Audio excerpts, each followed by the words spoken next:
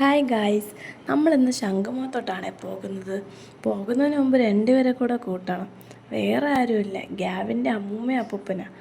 നമ്മളെ വരുന്ന അറിഞ്ഞിട്ട് ഒരാളിത് അവിടെ കാത്തു നിൽപ്പുണ്ട്. ആളിച്ചിരി ദേഷ്യത്തിലാണ്. വേറൊന്നും കൊണ്ടല്ല, നമ്മൾ വരാൻ ഇച്ചിരി ലേറ്റായിപ്പോയി. അപ്പോൾ നമ്മളെ കണ്ടപ്പോഴത്തേക്ക് ദേഷ്യമൊക്കെ മാറി, ആളിച്ചിരി ഹാപ്പിയായി. ടാൻവിനെ കണ്ടപ്പോൾ ആൾ നല്ല ഹാപ്പിയായി. അപ്പോൾ നമ്മൾ ശംഖുമുഖത്ത് പോകുന്ന കാര്യം ആളോട് പറഞ്ഞിട്ടില്ല. പിന്നെയാണ് അച്ഛനോടും അമ്മയോടും കാര്യം പറഞ്ഞ് രണ്ടുപേരും റെഡിയാക്കി കൊണ്ടുപോയത്.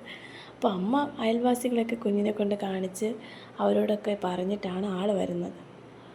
ആൾക്ക് എല്ലാവരോടും ഭയങ്കര സ്നേഹമാണേ. അങ്ങനെ അമ്മയും അച്ഛനെ സുന്ദരി കുട്ടിയാക്കി കൊണ്ടുവരികയാണ്.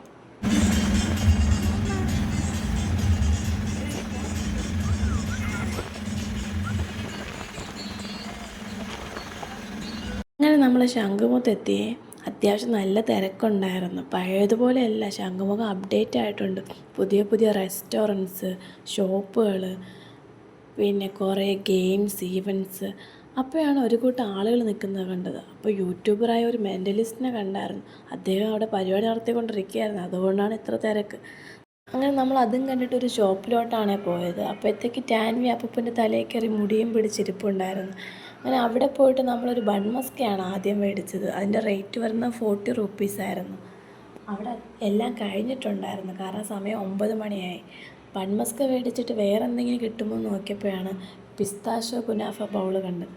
അതിൻ്റെ റേറ്റ് വരുന്നത് 160 റുപ്പീസായിരുന്നു. അവിടെ എല്ലാം കഴിഞ്ഞതുകൊണ്ട് തന്നെ എനിക്കൊരു സ്മോൾ ബൗളാണ് കിട്ടിയത്. അതിൻ്റെ റേറ്റ് വരുന്നത് 70 റുപ്പീസായിരുന്നു. അപ്പം അതിലൊരു 5 ലെയർസാണ് വന്നത്.